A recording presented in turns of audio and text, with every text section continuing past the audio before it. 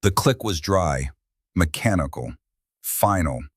Casey Thorne froze mid-step, her boot pressed against something that shouldn't be there. Sands shifted around the edges of a rusted pressure plate. "Don't breathe hard," Silas hissed through the radio, 200 meters behind her. She didn't need the warning. She'd heard enough stories. Bounding mine. The kind that waits for you to lift your foot, then launches to chest height before detonating. Through the scope glare of mid-afternoon Syria, she could see the dust trail. Enemy convoy. One click out and closing. "Badger," she whispered, "my leg's cramping." Static crackled, then Silas, steady as granite. "You move, we're hamburger. Stay put, I'm coming to you." But between them lay 200 meters of unmarked minefield.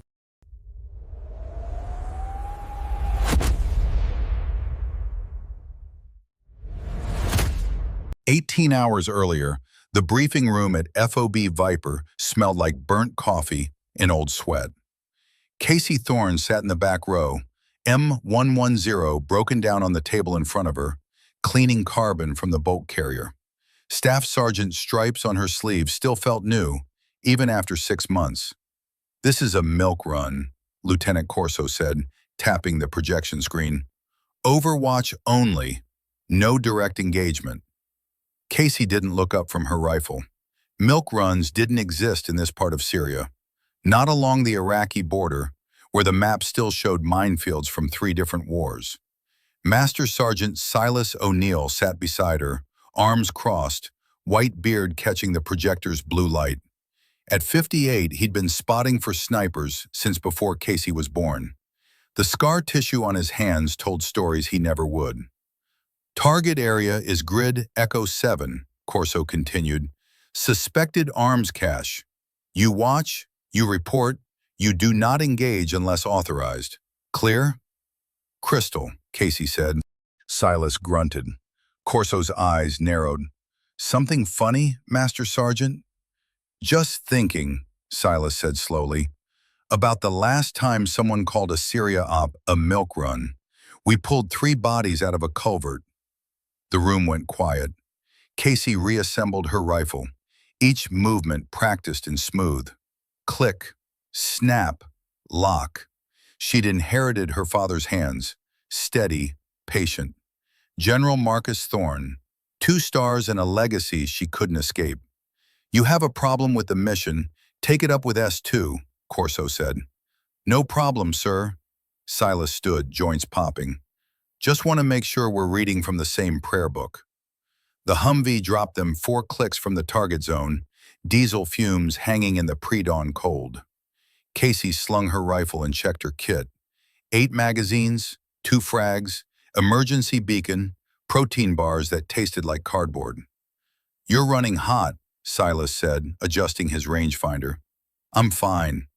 Your breathing's up, heart rate's probably spiking." He tapped his temple. "I can hear it in how you're moving."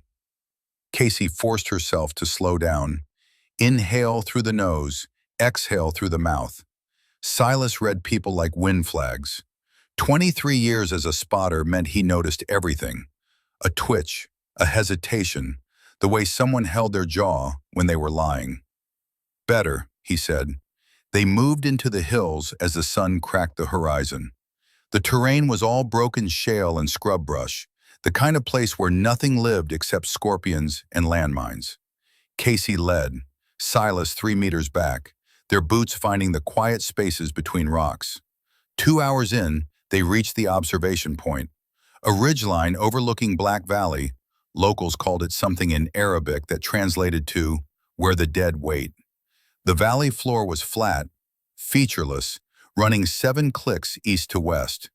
Casey set up behind a boulder, unfolding her bipod. Silas went prone beside her with the spotting scope. "Range to target structure?" she asked. 1,100 meters, wind 3 knots, left to right. He paused. "Got movement, 2 technicals, armed." Casey found them through her scope. Toyota pickups with PKM machine guns mounted in the beds. 4 fighters visible, AKS slung casual. "You seeing what I'm seeing?" Silas muttered. "They're not guarding anything," Casey said. They're watching. Watching what? Good question. The target building, a half-collapsed warehouse, sat empty. No vehicles, no activity. Just two gun trucks positioned to observe the valley, not the structure. This whole thing smells wrong, Silas said. Casey keyed her radio. Overwatch to TOC, we've got visual on target area. Negative activity at primary structure. Request clarification on static, pure white noise. She tried again. Nothing. Jammed, Silas said. He wasn't asking. 3 hours into the patrol, the sun turned the shale into a griddle. Casey's camelback was already half empty. Silas moved like a man half his age, finding shade where there shouldn't be any, stepping on rocks instead of sand to avoid leaving tracks. He'd been doing this since Casey was in elementary school. "You're thinking too loud," he said without looking back. "I'm not thinking anything." "Bullshit. You've been chewing your lip for the last click. That's your tell." Casey forced her jaw to relax. He was right. She'd been replaying the briefing, picking apart Corso's intel. The mission felt off from the start. "Just wondering why S2 thinks there's an arms cache out here," she said. "This terrain's been picked clean since 2014. Because some analyst in an air-conditioned office looked at satellite photos and saw vehicle tracks." Silas paused to glass the horizon. "Doesn't mean those vehicles were carrying weapons. Could have been shepherds, could have been smugglers, could have been anybody. But we're here anyway. We're here because your old man's name carries weight, and the colonel wants to impress him." Casey's chest tightened. "That's not—" "It is. You know it is." Silas lowered his rangefinder. "General Thorne's daughter volunteers for a border op. Command's going to approve it even if the intel's shaky. Makes them look aggressive, proactive. I didn't volunteer because of him." "I know." Silas started walking again. "You volunteered to prove you're not him. But out here, nobody cares about your last name. They care if you can shoot straight and keep your head." The words stung because they were true. Casey had spent 6 years trying to build a reputation separate from her father's shadow. Staff sergeant on merit, not legacy. But the whispers followed her everywhere. "He called last week," she said quietly. "Wanted to know why I hadn't applied for ranger school." "What'd you tell him?" "That I'm a sniper, not an infantryman." Silas snorted. Betty loved that.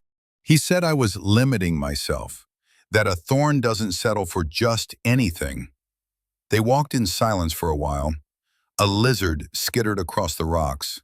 Somewhere in the distance, a donkey brayed. "You know what your problem is?" Silas finally said. "I'm sure you're going to tell me. You're so busy not being your father that you forget to be yourself." He glanced back at her. "Marcus Thorne was a great officer.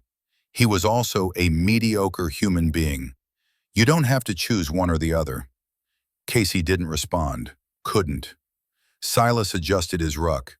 "Now cut the philosophy crap and check your 6. We've got company." She spun, rifle up. Nothing visible. "Drone," Silas said, pointing. "Small one, commercial grade. Been shadowing us for the last 5 minutes." Casey caught the glint. A quadcopter, maybe 200 feet up, keeping pace. "Ours?" she asked. "If it was ours, TOC would have told us." He keyed his radio. "Overwatch to TOC. We have unknown UAV in our vicinity.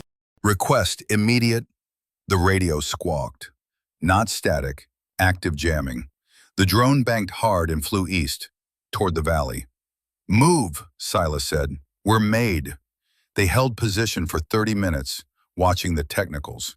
The fighters didn't move, didn't patrol. They sat in the shade of their trucks, smoking, waiting.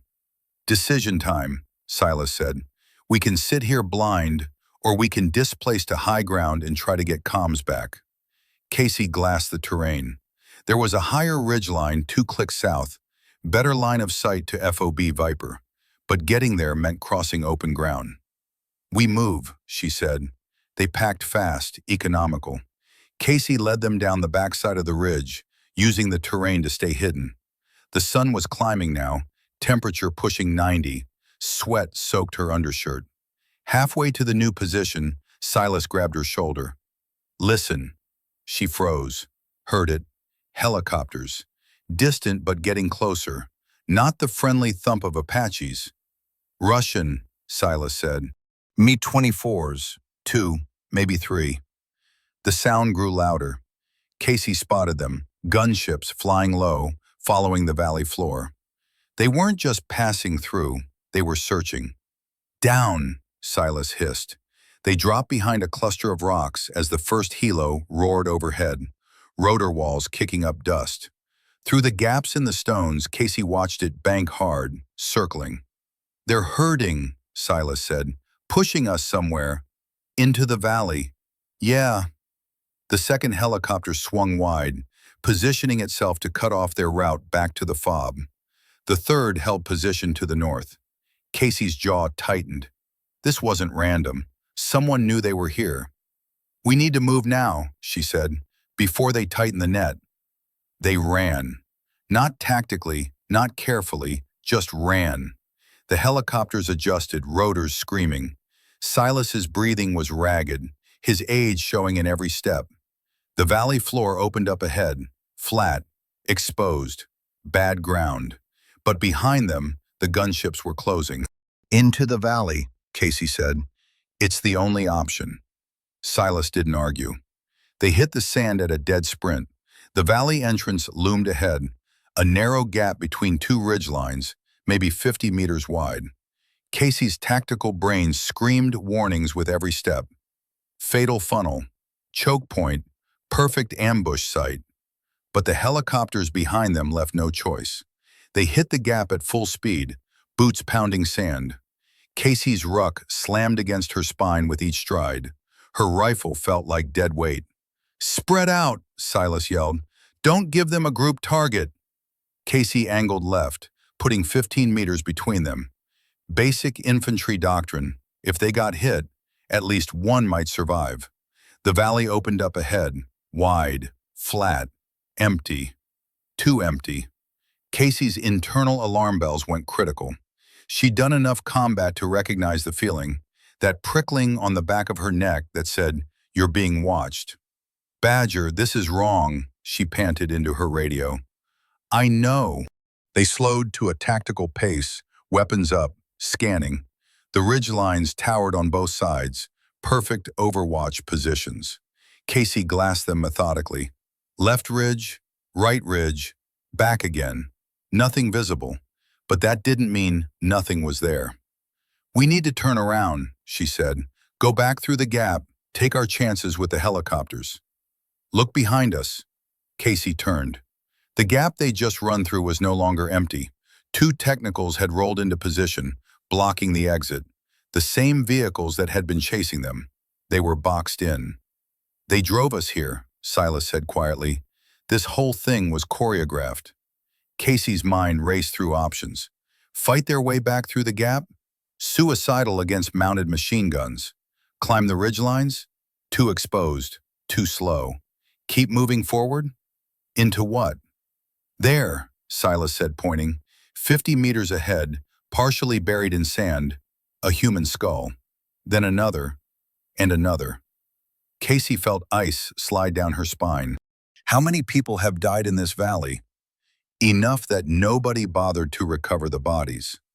She scanned the ground more carefully now, saw the telltale signs, disturbed earth, rust-brown stains that might be old blood, scattered equipment, canteens, web gear, boots. This wasn't just a valley, it was a graveyard. "We should activate the beacon," Casey said. "Get QRF inbound before—" The first sniper round cracked past her head. Casey's lungs screamed. The sand grabbed at her boots with every step, each stride burning through energy she couldn't afford to waste. Behind them, the Mi-24s held their position, rotors churning the air into a visible heat shimmer. She risked a glance back. They weren't pursuing. They were spectating. "Contact left!" Silas yelled. Casey dove as a technical came tearing around the valley's southern ridge, PKM blazing. Tracer rounds walked across the sand, kicking up geysers of dust. She rolled behind a boulder, brought her M110 up, found the gunner through her scope. Center mass, squeezed. The rifle bucked. The gunner jerked backward, tumbling from the truck bed. "Displacing!" she shouted. Silas was already moving, low and fast. Casey laid down suppressing fire. 3 quick shots into the Technical's engine block. Steam erupted from the radiator. The truck slewed sideways, stuck. But 2 more Technicals crested the ridge behind it. "They're funneling us," Silas panted, "pushing us deeper." Casey's tactical brain kicked in. The helicopters to the west, Technicals to the south. The northern ridge was too steep to climb under fire. That left east, into the valley's throat. "We need to break contact," she said. "Create distance, find concealment." "There is no concealment out here." A mortar round shrieked overhead, impacting 50 meters behind them. The ground heaved. Shrapnel whined through the air. "Indirect fire," Silas roared. "They've got a spotter." Another round. Closer. The overpressure slapped Casey's eardrums. She grabbed Silas's webbing, hauled him forward. "Move or die!" They ran. Not tactically, not smart, just survival instinct overriding training. The mortars walked after them, each impact closer than the last. Whoever was adjusting fire knew what they were doing. Casey's ruck straps cut into her shoulders. Her rifle felt like it weighed 100 pounds. Silas was flagging, his age showing in the way his feet dragged. "There," he pointed. A rock formation. Not much, but better than nothing. They dove into its shadow as another mortar round cratered the sand where they'd been standing 3 seconds earlier. Casey pressed herself against the stone, gasping. Her hands shook. Adrenaline dump. "They're hurting us," she said between breaths. "This whole thing is choreographed." Silas checked his ammunition. 3 magazines left. "Whoever planned this knows how we think, knows our doctrine. Inside job? Or someone who's fought us before?" He peered around the rock. Mortars have stopped. Casey listened. He was right. Sudden silence except for the idling helicopters in the distance. "Why stop?" she asked. "Because we're where they want us." She looked around. They were in the valley's center now, completely exposed.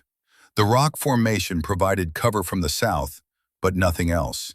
And ahead, the valley floor stretched another 3 clicks. Flat, featureless, perfect killing ground. "We can't go back," Casey said. "Can't stay here. So we go forward, into whatever they've got planned." Silas met her eyes. "You know this is a trap." "Yeah.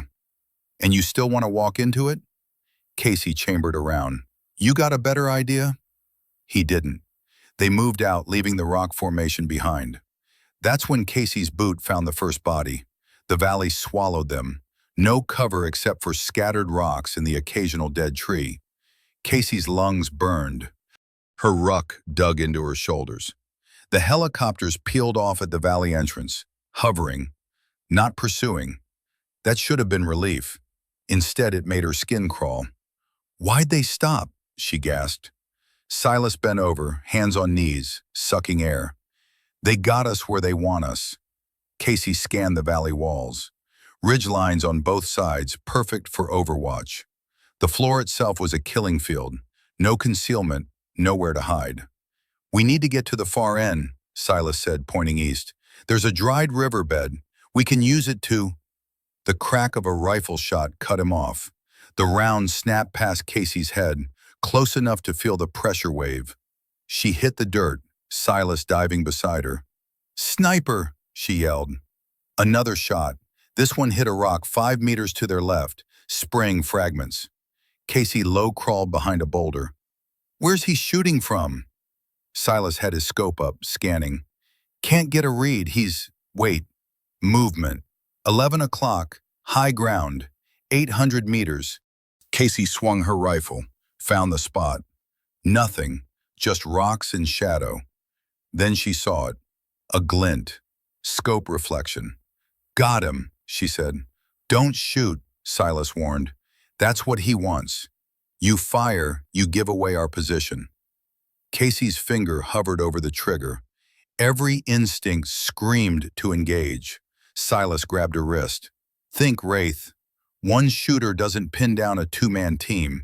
He's got friends.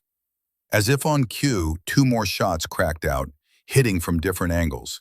Casey counted the impacts. 3 shooters, maybe more. They're boxing us in, she said. Pushing us deeper into the valley, Silas confirmed. Same play as the helicopters. Casey's mind raced. This wasn't random contact. This was coordinated, planned. Someone had known they'd be here. They moved in bounds, one covering while the other ran. The snipers didn't push hard, just enough shots to keep them moving east, deeper into the valley. Casey's boots hit something that crunched. She looked down. Bone. Human. Silas. He saw it too. More bones, half buried in the sand. Rib cage. Skull with a bullet hole. Old kill, he said. Years, maybe. But there were more. Dozens. Scattered across a 100-meter stretch. This is a graveyard, Casey whispered. Silas knelt, brushed sand from a piece of metal. Cyrillic letters. Russian equipment, Cold War era. Casey's stomach dropped. She pulled out her map, checked the grid. Badger, we're in the Black Valley exclusion zone. The what? The area marked extreme mine hazard from the Soviet occupation. Her hands shook. The brief said it was 3 clicks north of our route. Well, the brief was wrong, Silas said flatly. They were standing in the middle of a minefield, had been for the last half click. Casey looked back the way they'd come. How many mines had they walked past? How many times had luck been the only thing between them and obliteration? We need to retrace our steps, she said. Exactly. Can't, Silas pointed. The helicopters were back, hovering at the valley entrance. They'll shred us if we turn around. Another sniper round cracked overhead. They knew, Casey said. They drove us here on purpose. Silas's face was granite. This is a kill box. Whole valley's rigged. They sat behind a cluster of rocks, trapped. Casey tried the radio again. Still jammed. Options, Silas said. We can't go back. Can't go left or right without hitting mines. Can only go forward. Into more mines. Maybe the far end is clear. If we can reach the dried riverbed, that's a big if, Wraith. Casey slammed her fist into the sand. Then what? We just sit here and wait to die? Silas was quiet for a long moment. Then he pointed at something 50 meters ahead. A body. Recent. Desert camo. U.S. pattern. We're not the first team they lured in here, he said. Casey felt bile rise in her throat. She glassed the corpse through her scope. The gear was intact. Rifle still in hand. No obvious wounds. He didn't bleed out, she observed. No, he stopped. Probably realized he was in a minefield. Froze up just like we're doing now. And then? Silas pointed to the ridgeline. Then the hunter took his time. The word hung in the air. Hunter, not hunters, singular. You think it's one guy? Casey asked. All the shots are coming from different angles, but the pattern's the same. Calculated, patient. He's moving between hides, making us think there's a whole team. One sniper's pinning us down? One very good sniper. Silas scanned the high ground. And he's done this before, multiple times. That's why there are so many bodies. Casey's mind raced. This wasn't a random ambush. This was a game. The hunter had set the rules, controlled the board, and they were losing. I'm going to try to disarm it, Casey said. Are you insane? You said it yourself. We can't stay static. My leg's already shaking. In 5 minutes, I'll collapse and trigger it anyway. Silas's jaw worked. You ever disarm a PMN-2 before? I've read the manual. Reading and doing are different things, Wraith. You have a better plan? Silence. Casey forced herself to think through the procedure. Soviet bounding mines had a simple mechanism. Pressure plate, spring-loaded launcher, secondary charge. Remove weight, the The spring released, mine jumped, then detonated at chest height, unless you could pin the spring before lifting your foot. I need something to wedge under the plate, she said.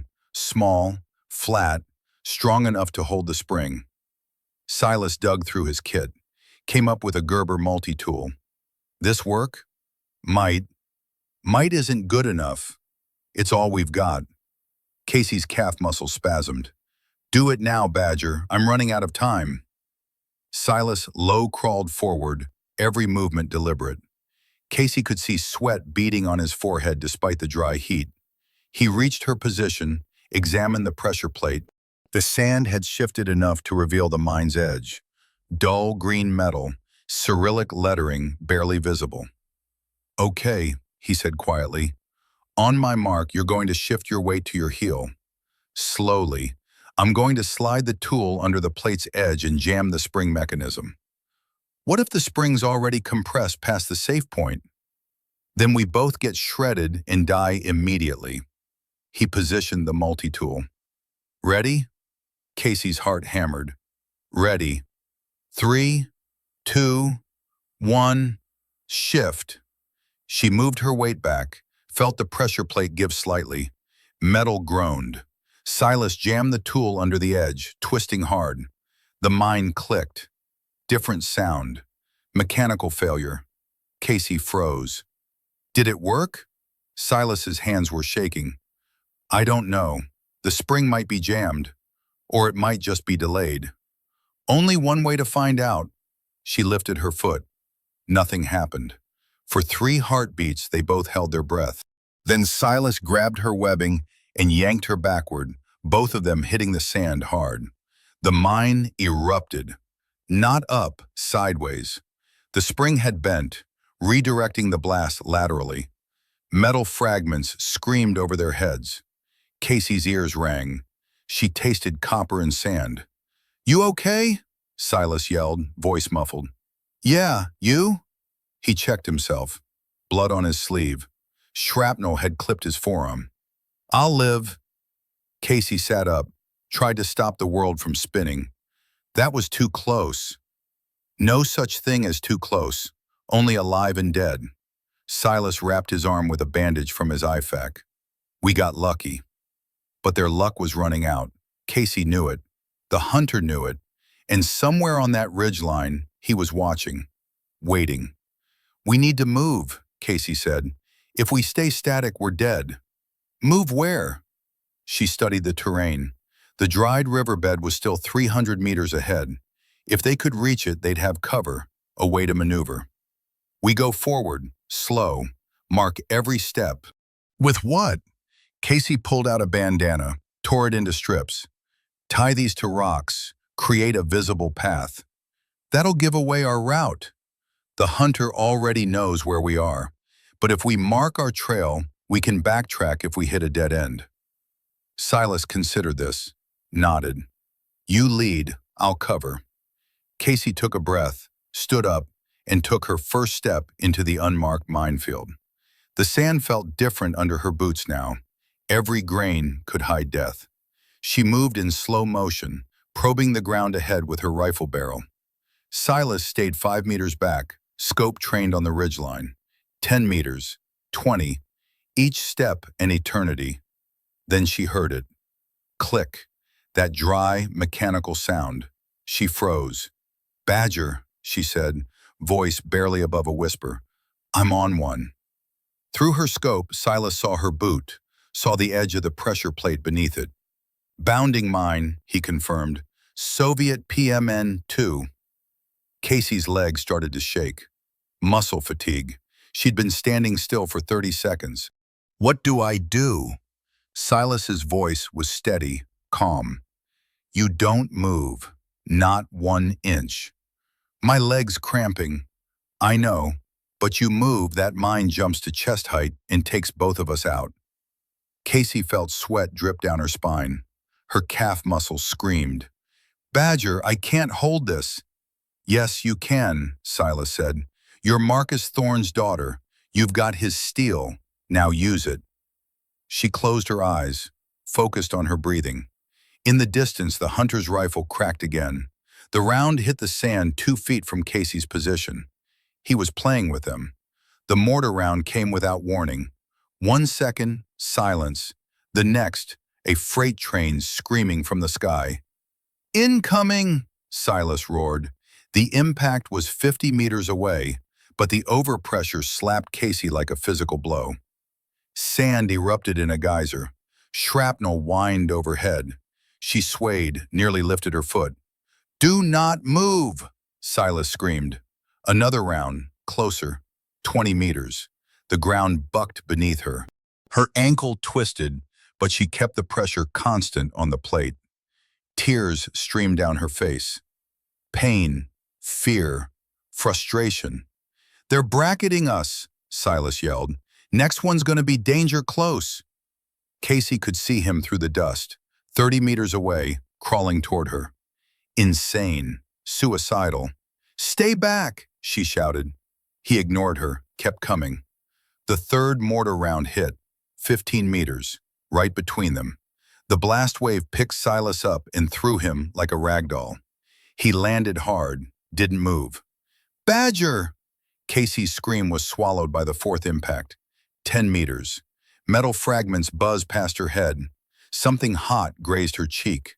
She was going to die here, on this mine, in this God-forsaken valley.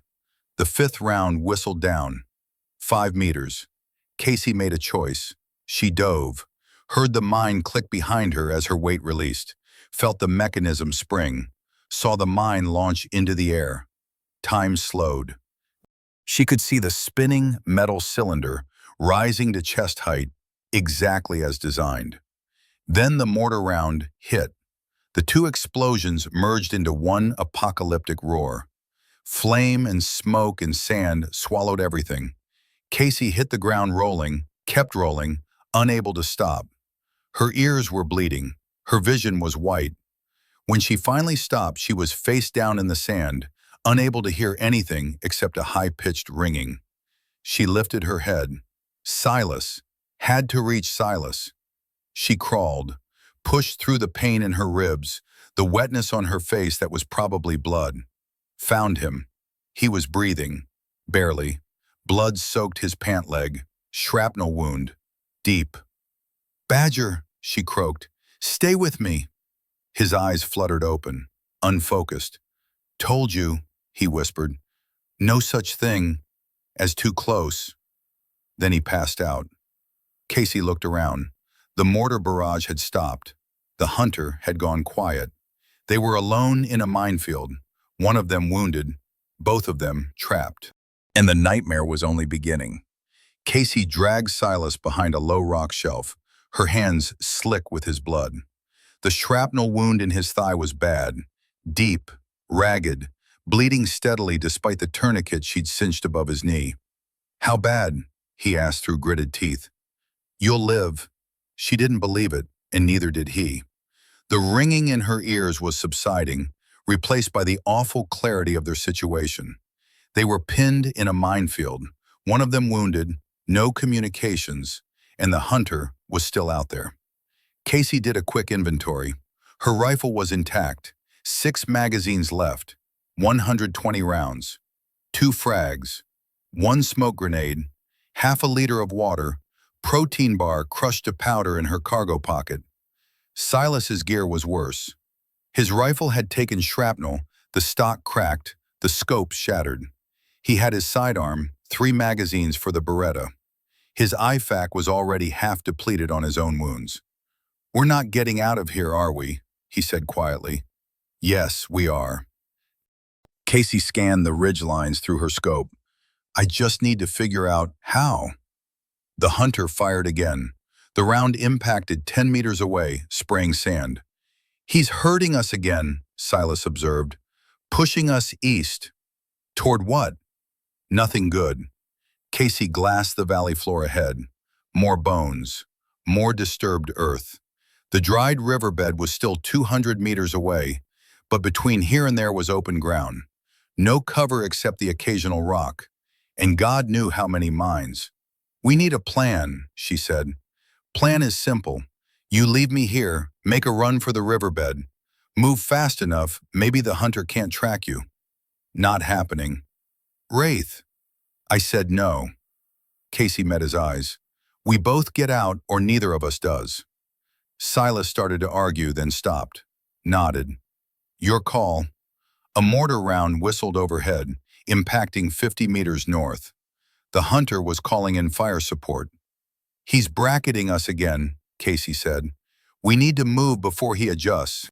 She helped Silas to his feet. He couldn't put weight on his injured leg, had to hop on one foot while leaning on her shoulder. They moved, slowly, painfully. Casey marked their path with torn pieces of bandana, each step, a gamble. The second mortar round hit closer, 30 meters. Faster, Silas grunted. I'm trying not to step on a mine. Rather die quick than slow.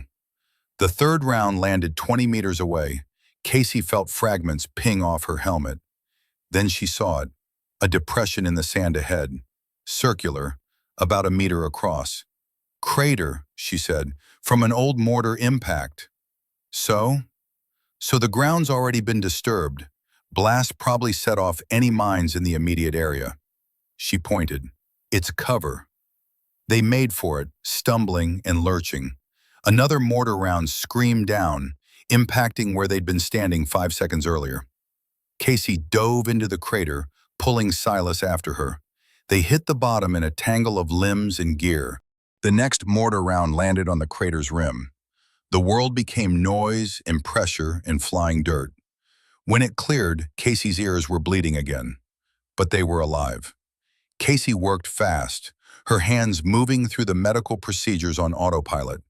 She'd done this 100 times in training, twice in combat before today, but never on someone she cared about. Talk to me about the wound, Silas said through gritted teeth. Don't sugarcoat it. Casey examined the shrapnel entry point. The metal fragment had punched through his quadriceps, missing the femoral artery by maybe 2 centimeters. Lucky.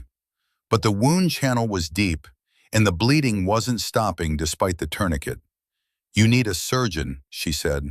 This is beyond field medicine. Well, we're fresh out of surgeons, so do what you can. She irrigated the wound with the last of their sterile water, packed it with gauze, then wrapped it tight with an Israeli bandage. The white fabric turned red almost immediately. Tourniquet stays on, she said. You'll lose the leg if we don't get you to a hospital in 6 hours. Then we better move fast. Casey did a full gear check. Her M110 was functional, but she was down to 4 magazines. Silas's rifle was combat ineffective, the scope was destroyed, and the stock had a crack that made it unsafe to fire. She stripped his rifle for parts, took his remaining 7.62 ammunition, his sidearm magazines, his last protein bar. Water situation was critical, half a liter between them. In this heat, that would last maybe 3 hours. We need to reach the riverbed, Casey said, studying her map. It's our only chance. If we can get into cover, we can call for extraction. Radio's still jammed. Then we get far enough away from the jammer, or we activate the beacon and pray. Silas shifted position, winced. The beacon brings everyone, friendlies and hostiles. It's a risk either way. Casey looked at the sky. The sun was setting fast now, painting the valley in shades of orange and red. Beautiful, if you ignored the corpses and the mines and the sniper trying to kill them. We move in 30 minutes, she decided. Use the twilight for concealment. What about the hunter? He'll have night vision. We won't. But thermal imaging works both ways. If we can get close to the rocks, our heat signature will blend with the residual warmth from the sun. That's a lot of ifs. You got a better plan? Silas managed a weak smile. No, that's why you're in charge now. The words hit Casey hard. Master Sergeant O'Neill never delegated command. Ever. He was preparing her to go on alone. Don't talk like that, she said. Like what? Like you're not going to make it. Silas met her eyes. Casey, we both know how this ends. One of us might get out, not both. The math doesn't work. Then we'll change the math. You can't change reality with stubbornness. Watch me. Night was coming. Casey could see the sun sinking toward the western ridge, turning the sky orange and purple. In 2 hours, it would be dark, and darkness meant thermal optics. "We need to move before nightfall," she said. Silas didn't respond. He was pale, sweating despite the cooling air. Shock setting in. Casey checked his tourniquet, still tight, but he'd lost a lot of blood, and the wound needed proper treatment. Field dressing wouldn't cut it much longer. "Stay with me, Badger," she said, his eyes focused. "I'm here. I need you to do something for me." "What?" "Stay conscious. Keep talking. If you pass out, I can't carry you and navigate the minefield." "What should I talk about?" "Anything. Your first combat deployment, your ex-wife, favorite movie, I don't care. Just keep talking." Silas managed a weak smile. "You really want to hear about my ex-wife?" On second thought, skip that one. He laughed, winced at the pain it caused. "Fair enough." Casey scanned their surroundings. The crater provided concealment from the hunter's line of sight, but they couldn't stay here. The mortars would eventually bracket them, and then it was over. She studied the terrain between their position and the dried riverbed. 170 meters, maybe 30 seconds at a sprint, an eternity in a minefield. "I'm going to scout ahead," she said. "Mark a safe path." "That's suicide." "So is staying here." She handed him her frags. "If I don't come back in 10 minutes, you throw these as far as you can toward the riverbed. Maybe set off some mines, create a diversion. And then? Then you activate the beacon and pray QRF gets here before the hunter does." Silas grabbed her wrist. "Casey, your father would be proud." The words hit harder than she expected. She nodded, throat tight, then climbed out of the crater. The first 50 meters were pure nightmare fuel. Casey moved in a crouch, using her rifle to probe every inch of sand. Twice she found pressure plates. Twice she had to backtrack and find a new route. Sweat poured down her face despite the cooling temperature. Her hands shook. Behind her, Silas maintained radio silence. Good. The hunter might be listening. 70 meters out, Casey found what she was looking for. A game trail. Animals were smarter than humans sometimes. They could sense danger, avoided mined areas instinctively. She followed the faint depression in the sand, moving faster now. That's when the mortar started again. The first round hit the crater she just left. Direct hit. If she'd stayed, she'd be dead. Casey dove flat as the second round impacted 30 meters away. Shrapnel screamed overhead. "Wraith, get back here!" Silas yelled over the radio. "Negative! Stay put!" The third round hit between them. The blast wave picked Casey up and slammed her into the sand. Her rifle flew from her hands. She couldn't breathe, couldn't hear. The world was spinning. Get up, move, survive. Casey crawled forward, found her rifle, kept crawling. More mortars walked across the valley floor, the hunter adjusting fire with surgical precision. He was trying to kill her. Actually trying now, not just hurting. She'd become too unpredictable, too dangerous. Casey found a shallow depression, not much but enough to shield her from fragmentation. She pressed herself into it as mortars rained down. One round hit 5 meters away. The overpressure felt like a fist to the chest. Then silence. Casey lifted her head, ears ringing so loud she could barely think. The valley was pockmarked with fresh craters. Smoke drifted across the sand. "Silas?" she called. "Badger, respond!" Static. "Badger!" More static, then, "Here, Jesus Christ, that was close." Relief flooded through her. "You okay?" "Define okay. Your position?" Casey looked around, tried to orient herself. The mortar attack had disoriented her completely. "I don't know. Somewhere between you and the riverbed." "Can you see the flare?" Casey looked up. A red flare was arcing across the sky from Silas's position. Got it, I'm southeast of you, maybe 80 meters. That's the wrong direction, Wraith. You're moving away from the riverbed. Casey's stomach dropped. The mortars had turned her around. She'd been crawling in a circle. Shit. Yeah, new plan. Come back to my position. We'll wait for full dark, then try again. Casey started to respond, then heard it. Footsteps. Boots on sand. Someone was walking toward her. She brought her rifle up, peered through the scope. 3 figures, desert camo, a K-47s, moving in tactical formation, ground forces. The hunter had called in infantry to finish the job. Silas, we've got footmobiles, 3 tangos, moving from the east. Fall back to my position. Can't, they're between us. Casey assessed her options. 3 hostiles, 3 magazines of ammunition. She could engage, but the gunfire would give away her position to everyone in the valley. Or she could hide, wait for them to pass.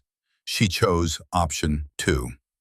Casey went flat in the depression, covered herself with sand as best she could, held her breath. The footsteps got closer. Through slitted eyes, she watched them approach. Syrian fighters, probably, or Iraqi militia, hard to tell in the fading light. They were talking, casual, smoking cigarettes.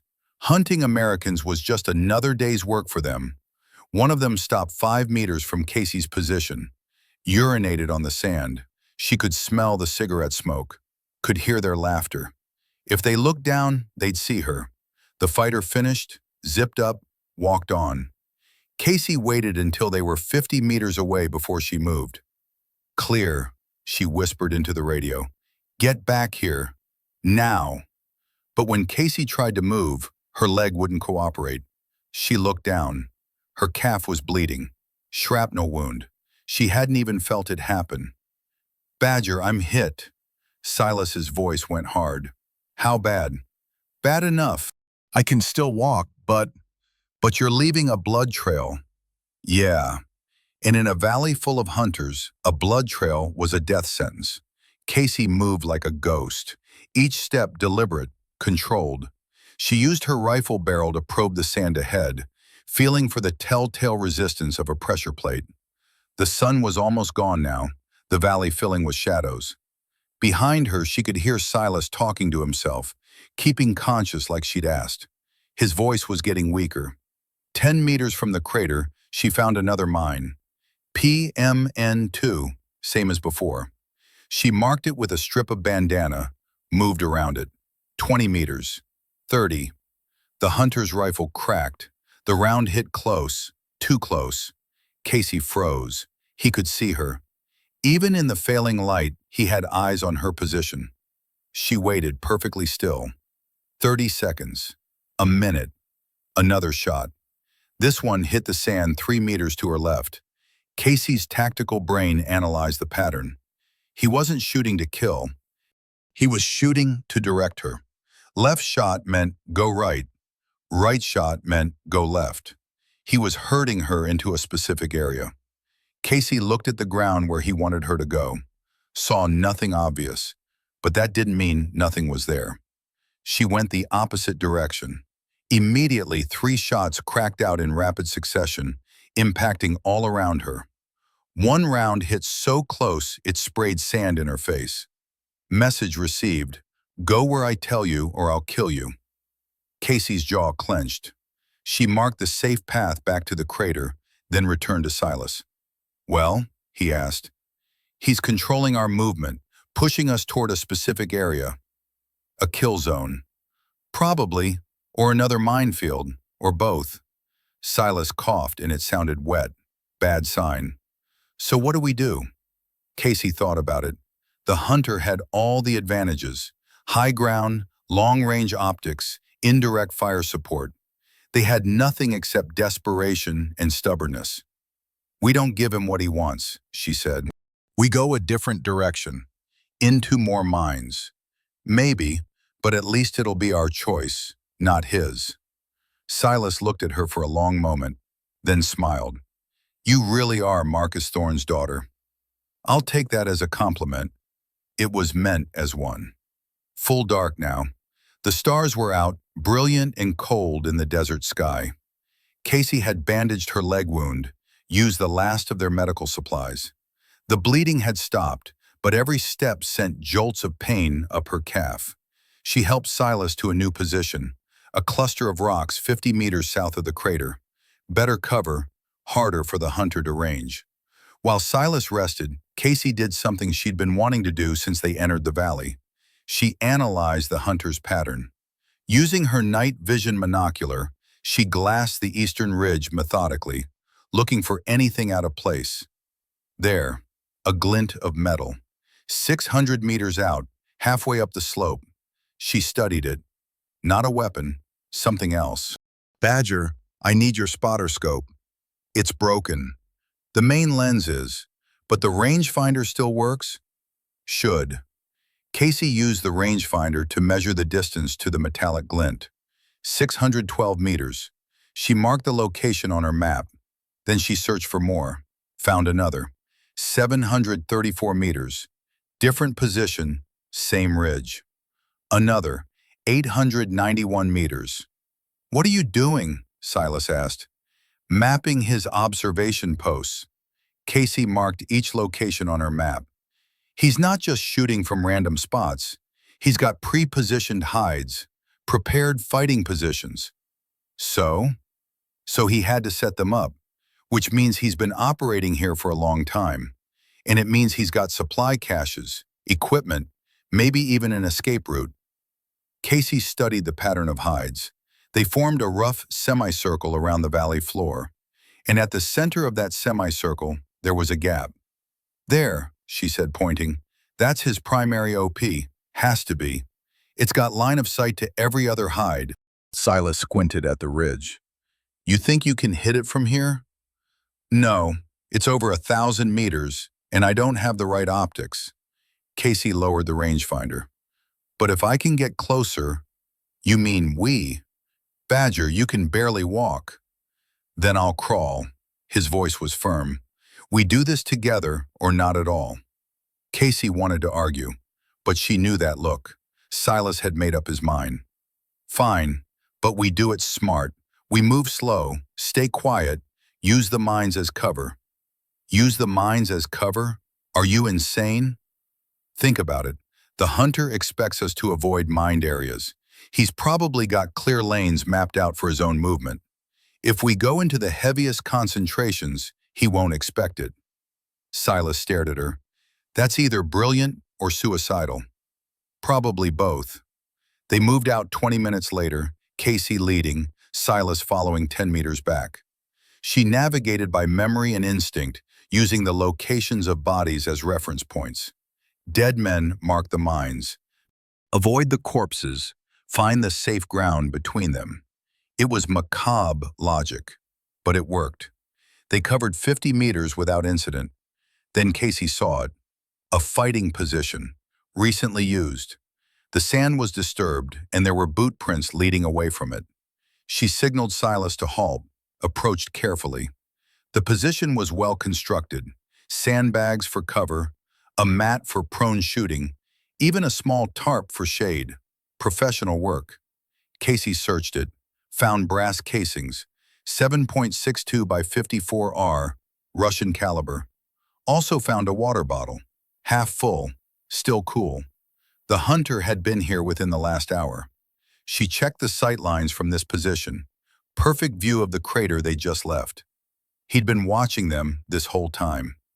Casey felt a chill that had nothing to do with the temperature. What'd you find? Silas whispered over the radio. He's Russian, or at least using Russian equipment. Means he might be Spetsnaz, or former Wagner group. Casey picked up the water bottle, took a small sip. Terrible tactical security, but she was desperate. Then she saw it, scratched into the rock beside the fighting position. Tally marks, dozens of them. Each mark represented a kill. Casey counted them, stopped at 50. Jesus Christ, she whispered. What? I know why he's so good. This isn't his first rodeo. It's his 50th. They moved south, perpendicular to the hunter's expected route. Casey led, Silas hobbling behind her, using his rifle as a crutch. The darkness was nearly complete now. Stars emerged overhead, sharp and cold. Casey activated her IR strobe, clipping it to her shoulder. If friendly aircraft were overhead, they'd see it. But so would any hostiles with night vision. Calculated risk. They'd covered 50 meters when the first flare popped overhead. Brilliant white light flooded the valley, casting harsh shadows. Casey and Silas froze, suddenly exposed. "Down!" Casey hissed. They dropped flat. The flare swung on its parachute, illuminating everything. Casey could see them now. The mines. Dozens of them. Scattered across the valley floor like metal seeds. PMN-2S, TM-62 anti-tank mines. Even some old Soviet butterfly mines that looked like green plastic toys. They were in the middle of a minefield that would make EOD techs weep. The flare died. Darkness returned. "Did you see a safe route?" Silas whispered. "No, just mines." "Great." Another flare popped, this one farther east, illuminating a different section of the valley. The hunter was systematically lighting up the entire area, removing their advantage of darkness. "We need to move now," Casey said, "while we still can."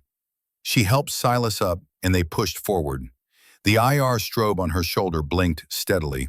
Somewhere overhead, Casey heard the sound of jet engines, high altitude, probably a B-1 bomber on a strike mission, miles above their troubles. She wished she was up there instead of down here. The memory came unbidden. Casey was 12, her father's study at Fort Bragg. General Marcus Thorne behind his desk, still in uniform at 9 p.m. "A leader," he'd said, "makes decisions knowing people will die because of them. The question isn't whether you can avoid casualties. The question is whether you can live with the ones you cause." 12-year-old Casey hadn't understood. 28-year-old Casey, dragging her wounded spotter through a minefield, understood perfectly. She shook the memory away, focused on the present. But the memory wouldn't stay buried. Fort Bragg, summer 2015. Casey was 21, home on leave from her first deployment. Her father sat across the dinner table, dress uniform immaculate, even at 2000 hours. General Marcus Thorne didn't do casual. "Your platoon sergeant says you're a natural," he said, cutting his steak with surgical precision. "Thank you, sir." "Don't thank me. I'm just relaying information." He chewed, swallowed. "He also says you're too cautious, that you second-guess yourself." Casey's jaw tightened. "I assess risk before I act. There's a difference between assessment and paralysis." Her father set down his knife. "In combat, hesitation kills. You need to trust your training and execute." "I do trust my training." "Then why did you wait 45 seconds before engaging that insurgent in Kandahar?" Casey's stomach dropped. How did he know about that? "I needed positive identification. Rules of engagement. Rules of engagement don't matter if you're dead. You saw a threat. You should have neutralized it." He was 50 meters from a school. And if he'd been wearing a suicide vest? If those children had died because you hesitated? Casey's hands clenched under the table. He wasn't wearing a vest. He was a civilian. "You didn't know that at the time." "I made the right call." Her father's expression hardened. "You made the safe call. There's a difference.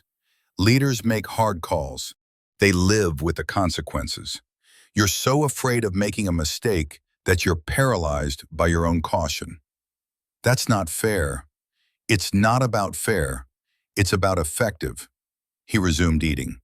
"You want to prove you're not just Marcus Thorne's daughter? Then stop being afraid of your own shadow. Be decisive. Be aggressive. Be willing to fail." Casey had left the table without finishing her meal. They hadn't spoken about it again. She deployed twice more after that. Each time she'd heard his voice in her head. Be decisive. Be aggressive. And each time she'd done the opposite. Careful. Methodical. By the book. It kept her alive. But it also kept her in the shadow of his legacy.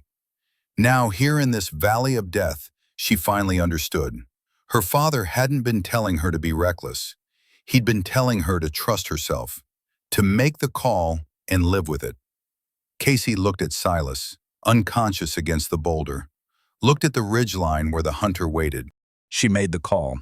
Silas stumbled. Casey caught him before he fell. "Sorry," he muttered. "Don't be. Just keep moving." They were close to the southern ridge now. Casey could see the rock face looming in the darkness, maybe 40 meters away. If they could reach it, they'd have their backs protected. The hunter would only have one angle of attack. Another flare popped. Closer this time. In its light, Casey saw something that made her blood run cold. Bodies. Fresh ones. 3 of them, arranged in a triangle. American uniforms. Recent kills. "Oh, God," Silas whispered. Casey recognized the unit patch. 75th Ranger Regiment. These were Spec Ops guys, the best of the best. And the hunter had killed them all. "We need to check for intel," Casey said, moving toward the nearest body. "Are you insane? They might have working comms, or at least we can grab their beacon." She reached the first body, knelt beside it. The ranger had been shot through the head. Clean kill. Professional. Case checked his gear. Radio, smashed. Beacon, missing. Rifle, taken. The hunter had stripped them. She moved to the second body. Same story. The third, movement. Casey spun, rifle up. The ranger's eyes were open, barely alive. "Help," he mouthed. No sound, just lips forming the word. Casey's heart hammered. "I've got you. Where are you hit?" She did a quick assessment. Chest wound. Sucking chest wound. He'd been dying slowly for hours. "Silas, I need your IFAC." But when she looked back, Silas was on the ground, unconscious. The tourniquet had failed. His leg was bleeding again. Casey had to choose. Save the ranger or save her partner. The decision took half a second. She grabbed Silas, started dragging him toward the ridge. Behind her, the dying ranger's eyes followed her retreat. She didn't look back. Casey reached the ridge with Silas's dead weight dragging behind her. Her shoulders screamed. Her lungs burned. Her hands were numb. She propped him against a boulder, retied the tourniquet. Tighter this time. The bleeding slowed. "Badger, wake up," she said, slapping his face. His eyes fluttered. "What?" "Stay with me.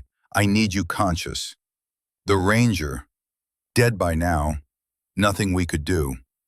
Silas looked at her, and she saw something like respect in his eyes. "You made the call." "Yeah, the right call. Doesn't feel right. Never does." Casey checked her ammunition. 4 magazines left, 60 rounds.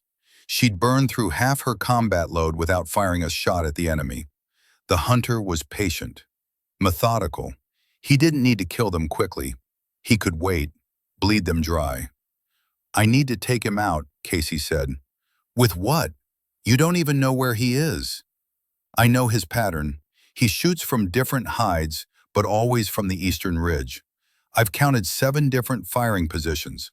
So he's running a circuit, moving between prepared positions, which means he's predictable. Silas's eyes sharpened. "You want to counter-snipe? It's the only play we have left. You'll have to expose yourself, draw his fire." "I know. And if you miss, he kills you. Then you activate the beacon and tell QRF where the hunter sets up shop." Casey checked her rifle. "At least the mission won't be a total loss." Silas grabbed her arm. "There's another option." "What?" "I draw his fire, you take the shot." Casey shook her head. "You can't move. You'd be a sitting duck." "Exactly. Perfect bait." "No. It's not up to you, Staff Sergeant." Silas pulled rank, his voice hardening. "I'm the senior NCO on this op, and I'm giving you a direct order." "Badger." "That's Master Sergeant O'Neill to you, Thorne, and you will follow my fucking orders." They stared at each other. Casey wanted to argue, wanted to refuse, but he was right. Yes, Master Sergeant, she said quietly. Silas nodded. Good. Now let's kill this son of a bitch. They waited for the next flare. Case positioned herself 30 meters from Silas, hidden behind a rock formation. Her rifle was set up on its bipod, scope dialed to maximum magnification. The eastern ridge was 800 meters away. Long shot, but doable. Silas sat in the open, back against a boulder, making himself visible. Remember, Casey said over the radio, when he shoots, you drop flat. Don't wait to see where the round goes. I've been doing this since you were in diapers, Wraith. Just making sure you remember. I remember everything, including that time in Kabul when you missed 3 shots in a row at a stationary target. Casey almost smiled. That was a bad day. This is a worse one. The flare popped. Silas raised his hand, waved it, making himself a target. Casey scanned the eastern ridge through her scope. Come on, you bastard, take the bait. 5 seconds. 10. There, muzzle flash. Position 3, halfway up the ridge. The hunter's round cracked past Silas. He dropped flat. Case had already adjusted her aim, found the firing position, saw the dark shape of a human form. She controlled her breathing, felt her heartbeat slow. Squeeze. The M110 barked. Recoil pushed her shoulder. Through the scope, she saw the impact. Hit. Center mass. The figure jerked, fell backward. Target down, Casey said. Silas got up, limped over to her position. You sure? I'm sure. Clean hit. They watched the ridge, waiting for return fire. Nothing. Maybe you got him, Silas said. Maybe.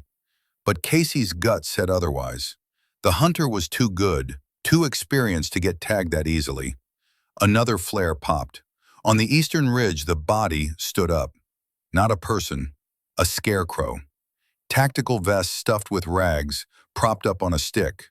The hunter's rifle cracked from a completely different position. The round hit Silas in the shoulder, spinning him around. He went down hard. Badger! Casey returned fire, burning through a full magazine at the new position. Suppressing fire, inaccurate, desperate. She crawled to Silas. His shoulder was a mess, blood pumping with each heartbeat. It's bad, he gasped. I know, hold still. She packed the wound with quick clot, wrapped it tight. Silas's face was gray. He's playing with us, Silas said. He could have killed me. Didn't. Casey realized he was right. That shot could have been a headshot. Instead, it was a wounding shot. The hunter wanted them to suffer. Why? She asked. Why drag this out? Silas coughed. Because he can.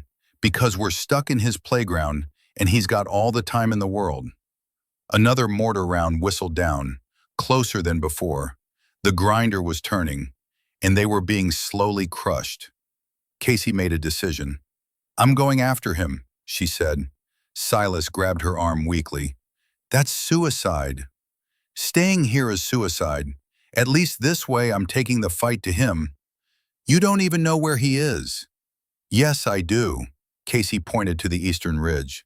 He's in his primary OP, the one I marked earlier. He's been there the whole time, calling shots to his dummy positions. You're guessing. I'm right. Casey checked her rifle. 3 magazines left, 45 rounds. And even if I'm wrong, I'm going to make him react, force him to move, break his rhythm. Silas tried to sit up, failed. At least take the smoke grenade, give yourself concealment. Casey clipped it to her vest. What about you? I'll stay here, be bait. When he shoots at me, you'll see the muzzle flash. That's an order, Staff Sergeant. Silas's voice was firm despite the pain. Now move your ass. Casey wanted to argue. Instead, she nodded. She moved out, staying low, using every scrap of cover. The valley was completely dark now, except for the stars. No more flares. The hunter was conserving resources, or waiting. Casey covered 100 meters, then dropped flat behind a rock. Scanned the eastern ridge through her night vision monocular. Nothing visible. She moved again, another 50 meters. A shot cracked out. The round hit the sand 5 meters to her left. Casey dove right, rolled, came up with her rifle. No muzzle flash visible. The hunter was using a suppressor and flash hider. Professional. Casey popped the smoke grenade, threw it. Purple smoke billowed across the valley floor. She ran through the smoke, changing direction twice, then went flat again. Waited. Another shot. This one passed overhead, wide. He'd lost her in the smoke. Casey grinned. First advantage she'd had all day. She moved east, closing the distance to the ridge. 200 meters. 150. The ridge loomed above her now, a wall of black rock against the stars. Somewhere up there the hunter was watching, waiting. Casey found a gully, followed it up the slope. Her leg throbbed with every step, the shrapnel wound screaming. 50 meters up the ridge, she found it. The primary observation post. It was empty. Casey's heart sank. He'd moved. Predicted her counterattack. Then she saw the tripwire. Casey froze mid-step. Her boot was 1 inch from the wire, barely visible in the starlight. Booby trap. Probably a grenade or mine rigged to the wire. The hunter had left a present for anyone stupid enough to assault his position. Casey backed away carefully, found cover behind a boulder. She scanned the surrounding area. If the OP was trapped, where would he be? There, 20 meters higher, a secondary position with perfect line of sight to the trapped OP. He was waiting for her to trigger the trap. Casey smiled coldly. Two could play that game. She found a rock about the size of her fist, threw it at the tripwire. The explosion was immediate. A daisy chain of grenades detonated, lighting up the ridge. In the flash, Casey saw him. The hunter, silhouetted against the blast, raising his rifle. Casey fired first. 3 shots, center mass. The figure dropped. Casey waited, rifle steady, breathing controlled. 10 seconds, 20, no movement. Target down, she whispered. Then the figure stood up. Not a person, another dummy. Tactical vest on a frame. And behind her she heard the click of a rifle bolt. "Drop the weapon," a voice said in accented English. Russian, cold, professional. Casey's blood turned to ice. The hunter had been behind her the whole time. 3 hours past midnight, the coldest part of the night. Casey had moved them twice, trying to stay unpredictable. But with Silas barely conscious, their options were limited. She'd used the last of her water on him. Her own throat felt like sandpaper. The eastern sky showed the first hint of dawn, purple bleeding into black. "Wraith," Silas whispered, "I'm here. You need to leave me. We've had this conversation, and we're going to have it again." He grabbed her hand. "I'm slowing you down. I'm bleeding out. I'm dead weight. You're my spotter. Was your spotter, past tense." He coughed blood. "Listen to me. The riverbed is 100 meters east. You can make it if you move fast. Alone. And you? I activate the beacon, draw the hunter's attention, give you a window." Casey felt tears sting her eyes. "That's suicide. It's a chance, more than we've got now. I won't leave you." Silas's grip tightened. "Casey, you're the best sniper I've ever worked with. You've got a future. I don't. So you're going to take that future and you're going to make it count. Badger, that's an order, Staff Sergeant." They stayed like that, hands clasped, as the sun started to rise. Finally, Casey nodded. "Okay," she whispered, "but if I make it out, I'm coming back for you." "No, you're not. You're going to tell them where the hunter operates. You're going to call in an airstrike on this whole valley, and you're going to make sure nobody else ends up in this graveyard." Casey wiped her eyes. "Yes, Master Sergeant." Silas smiled. "That's my girl." He handed her his Beretta. "Extra magazines in my cargo pocket. Take them." She did. "And Casey?" "Yeah? Your father was wrong about you. You don't limit yourself. You just know your own strength. Casey's throat closed up. Silas pushed her away. Now go, before I change my mind. Casey stood, checked her rifle one last time. Then she ran. Behind her, Silas activated the emergency beacon. The hunter's attention shifted, and Casey disappeared into the darkness. The riverbed was shallow, barely a meter deep, but it was cover. Casey dropped into it and kept moving east, using the sandy bottom to muffle her footfalls. Behind her, she heard gunfire, single shots, methodical. The hunter had found Silas. Casey's chest tightened, but she didn't stop. Couldn't stop. 100 meters, 200.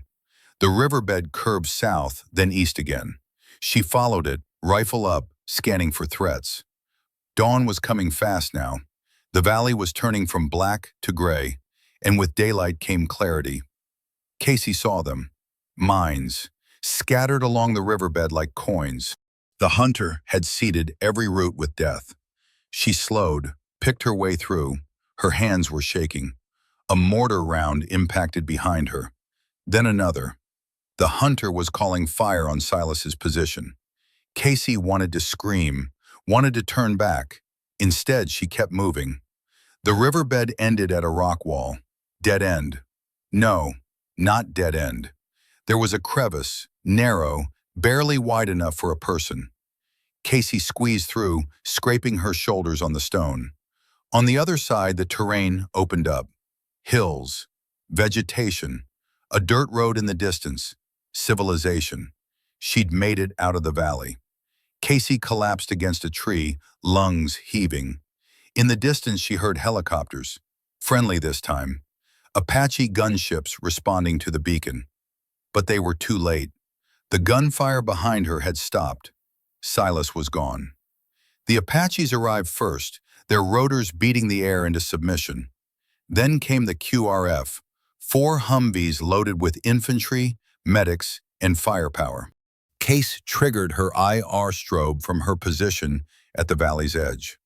The lead Humvee skidded to a stop. A staff sergeant jumped out, rifle up, scanning for threats. Identify! Staff Sergeant Casey Thorne, call sign Wraith. Her voice was hoarse, barely audible over the helicopter noise. 2-man sniper team, partner KIA in the valley. The staff sergeant's expression shifted from tactical alertness to something approaching sympathy. You're the survivor from the radio intercepts. I'm the only survivor. He nodded, then keyed his radio. Talk, this is QRF-1. We have eyes on Wraith. 1 friendly KIA requires recovery. Request permission to enter the valley. Static then. Negative QRF-1. Valley is designated extreme hazard. Stand by for EOD support. Negative TOC. We're not leaving a body out here. The staff sergeant looked at Casey. How bad is it in there? Minefield. Multiple confirmed. Soviet-era PMN-2s, TM-62 anti-tank mines. Plus 1 hostile sniper, Russian or Wagner group, extremely proficient. He's been operating in that valley for months, maybe years. The staff sergeant whistled low. And you walked out? Barely. He assembled his team quickly. 8 infantry, 1 combat medic, Casey as guide despite her protests. You're wounded, the medic said, checking her leg. You should stay here. I'm going back in. Casey's tone left no room for argument. I know the safe routes. You don't. The staff sergeant made the call. She comes. We move slow. Follow her lead. Anyone steps off the marked path, they're responsible for their own limbs. They entered the valley in tactical column, Casey leading despite her wounded legs screaming with every step. She retraced her escape route, following the markers she'd left. Torn bandana strips tied to rocks, blood trails she tried to hide but couldn't fully conceal. The combat medic stayed close, ready to grab her if she collapsed. 20 minutes in, they found the first Ranger body, the one Casey had passed on her way out, the dying man she'd chosen to leave behind. The medic checked vitals even though it was obviously pointless. He's been dead at least 3 hours, multiple GSWs. Mark it, the staff sergeant said. We'll recover all remains on exfil. They pushed deeper into the valley. The sun was rising now, painting the sand in shades of orange and gold. Beautiful, if you ignored the death. Casey called frequent halts, pointing out mines her night vision had revealed. The infantry marked each one with chemlights. 40 minutes in, they reached Silas's last position. Casey saw him from 50 meters away, still propped against the boulder where she'd left him. Not moving. She'd known, had known from the moment the gunfire stopped. But seeing it made it real. She walked forward, the QRF team hanging back, giving her space, knelt beside Silas's body, pressed her fingers to his neck, checking for a pulse that wouldn't be there. His skin was cold. 3 gunshot wounds, chest, abdomen, throat. The hunter had come down from his ridge after Casey escaped and executed him. Professional, methodical, no wasted ammunition. I'm sorry, Casey whispered. The medic approached, did his own check. He's been gone about 2 hours. Cause of death is exsanguination from multiple gunshot wounds. The staff sergeant stood over them. What happened? Casey stood, her leg nearly giving out. He stayed behind so I could escape, drew the hunter's fire, activated the beacon, bought me time. He was a good man. The best. They loaded Silas onto a litter, covered him with a poncho liner. Casey took one corner, helped carry him out. The walk back took longer. They recovered the 3 Rangers, 2 more bodies Casey hadn't seen on her escape. 5 American bodies total. The hunter's work. As they reached the valley entrance, Casey looked back at the eastern ridge. The hunter was gone. Slipped away during the QRF arrival, probably. Smart, professional. He'd live to hunt another day. And somewhere deep in Casey's gut, she knew this wasn't over. Casey triggered the IR strobe, and the Apaches spotted her within minutes. The lead pilot's voice crackled over the radio. Identify yourself. Staff Sergeant Casey Thorne, call sign Wraith. I'm the sole survivor of a 2-man sniper team.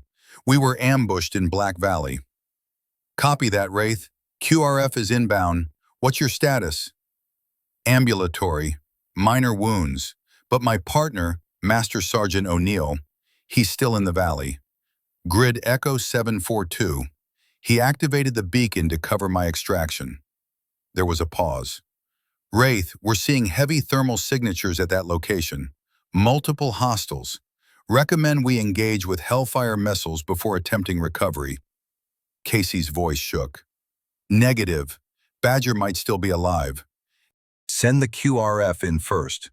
Wraith, I'm reading you, but that's a direct order, Captain. Put boots on the ground before you light up that valley.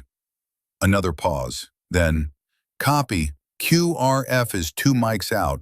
Stay put. The Humvees arrived with a squad of infantry. Casey climbed into the lead vehicle, directed them towards Silas's last known position. They found him against the boulder where she'd left him. 3 gunshot wounds, chest, abdomen, neck. The hunter had executed him. Casey knelt beside the body, placed her hand on his chest. I'm sorry, she whispered, but sorry didn't bring him back. The debriefing took 6 hours. Casey sat across from a full colonel and 2 intelligence officers, recounting every detail. The ambush, the minefield, the hunter. You're saying one sniper pinned down your 2-man team and called in indirect fire support? The colonel asked. Yes, sir. And you believe this individual has been operating in Black Valley for an extended period? The number of bodies suggests months, maybe years. One of the intel officers leaned forward. Describe his methodology. Casey did. The herding tactics, the psychological warfare, the patience. He's not just killing, she concluded. He's hunting. This is a game to him. The colonel exchanged a look with the intel officers. What? Casey asked. We've had reports, the colonel said slowly. Other teams going missing in that sector. We attributed it to minefields and random contact. But if what you're saying is true, It is true, sir. Then we have a significant problem. The intel officer pulled up a satellite photo. We've been tracking thermal signatures in this area. One individual, highly mobile, always operating alone. We thought it was a smuggler or shepherd. It's the hunter, Casey said. You're sure? I spent 8 hours in his kill box, I'm sure. The colonel nodded. Recommendations, Staff Sergeant? Casey didn't hesitate. Level the valley, B1 strike. Turn that entire grid square into glass. Make sure he never kills another American. The colonel's expression was unreadable. We'll take it under advisement. Sir, with respect, that will be all, Staff Sergeant. You're dismissed. Casey stood, saluted, walked out. She knew what under advisement meant. They weren't going to do anything. The debriefing took 6 hours. Casey sat across from Colonel Hendricks and 2 intelligence officers in a windowless room at FOB Viper. Her leg was bandaged, IV fluids dripping into her arm. They wouldn't let her sleep until they had the full story. Walk me through the hunter's methodology again, one of the intel officers said, not looking up from his laptop. Casey's voice was flat, emotionless. He uses pre-positioned observation posts, rotates between them to create the illusion of multiple shooters, calls in mortar fire for suppression, herds targets into minefields, then picks them off at his leisure. And you estimate he's been operating in Black Valley for how long? Based on the body count, at least a year, maybe longer. Colonel Hendricks leaned forward. Staff Sergeant, we've had reports of missing patrols in that sector for 18 months. Small teams, recon units, sniper pairs, even a few ranger elements. We attributed the losses to IEDs and random contact. It wasn't random, Casey said. It was systematic. He's running a hunting ground. The second intel officer pulled up satellite imagery. We've been tracking thermal signatures in the area. One individual, highly mobile, operating alone. We thought it was a local smuggler. It's the hunter. You never got a visual? Casey hesitated. She had gotten a visual, for about 3 seconds on the ridge before he disappeared. Tall, lean, professional movement. But the details were fuzzy in her exhausted mind. Negative, he's too good. Colonel Hendricks exchanged a look with the intel officers. Something unspoken passed between them. What? Casey asked. We have actionable intelligence, Hendricks said carefully. Russian PMC operating in the sector. Former Spetsnaz. Goes by the call sign Volkov. Means wolf in Russian. He's been on our watch list for 2 years. Casey felt ice slide down her spine. You knew about him? We suspected, but we couldn't confirm. The valley is Syrian territory. We don't have jurisdiction. He's killing American soldiers. In a combat zone with unclear rules of engagement. Hendricks's voice hardened. Staff Sergeant, I understand your frustration, but we can't launch a unilateral strike without clearance from CENTCOM. So what? We just let him keep operating? We're working through diplomatic channels. Casey slammed her hand on the table. Diplomatic channels won't bring Badger back. Won't bring back those Rangers. This man is a serial killer with a sniper rifle, and you're worried about jurisdiction? The room went silent. Hendricks's expression was unreadable. Staff Sergeant Thorne, you are emotionally compromised and physically exhausted. You're being placed on medical leave, effective immediately, 72 hours at minimum. We'll reassess your fitness for duty after psychiatric evaluation. Sir, that's not a request, it's an order. Hendricks stood. You did good work out there. You survived when you shouldn't have. Honor that by taking care of yourself. Dismissed. Casey wanted to argue, but she could barely stand. She saluted, walked out. In the hallway, she leaned against the wall, closed her eyes. Silas's voice echoed in her head. You're going to tell them where the hunter operates. You're going to call in an airstrike on this whole valley. But they weren't going to do anything, which meant Casey would have to. The base psychiatrist was a captain named Williams. Young, earnest, probably fresh from residency. "How are you sleeping?" he asked. Casey sat in the uncomfortable chair across from his desk. "Fine. The medical staff says you've refused sleep aids. Don't need them." Williams made a note. "Tell me about Master Sergeant O'Neill." Casey's jaw tightened. "What about him?" "You worked together for 6 months. That's a significant partnership for a sniper team." "He was a good spotter." "Just good?" "The best." Williams waited. Standard interrogation technique, silence to encourage talking. Casey didn't bite.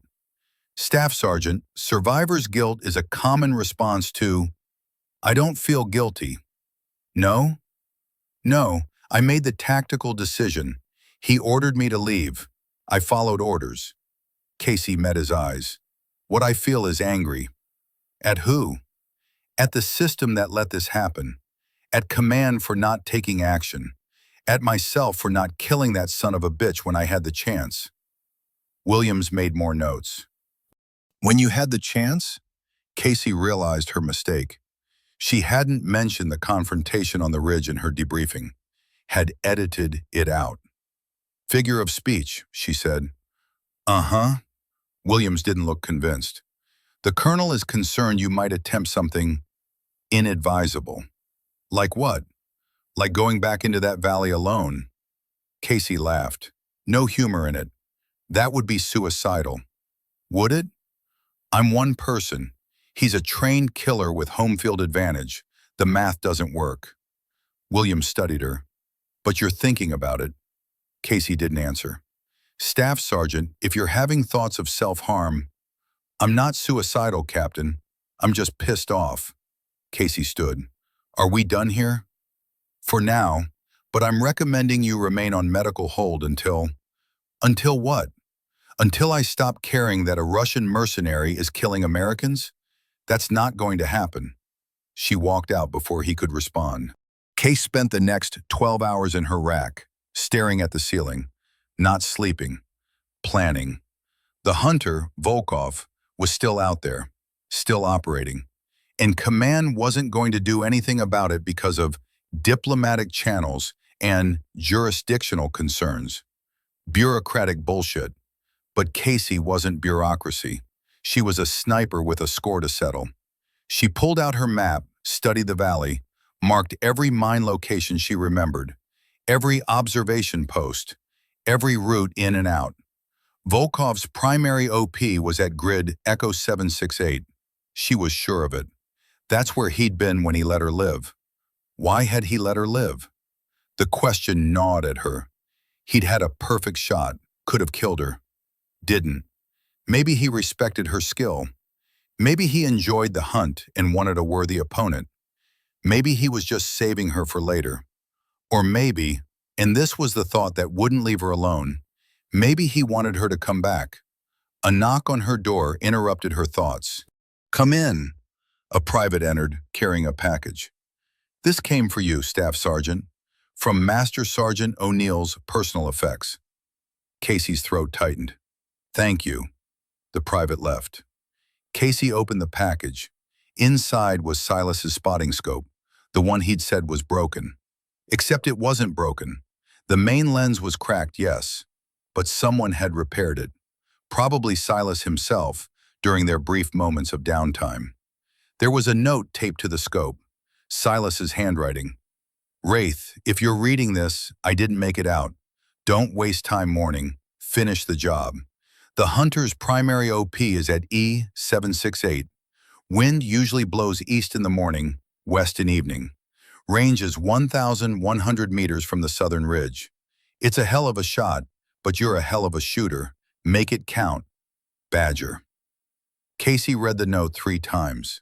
Silas had known he wouldn't survive, had prepared for it, had given her the intel she needed to finish this. Casey folded the note carefully, tucked it in her pocket. Then she started packing her gear. The armory was supposed to be locked after 2,200 hours, but Casey had done a favor for the supply sergeant 3 months ago, helped him fix his daughter's laptop when she was home on leave. He'd given her the access code, insurance he'd called it. Now she punched in the numbers, slipped inside.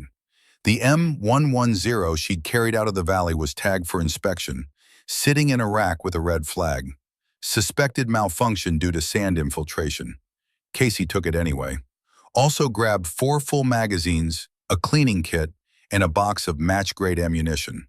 Her hands moved automatically, muscle memory from 1,000 range sessions.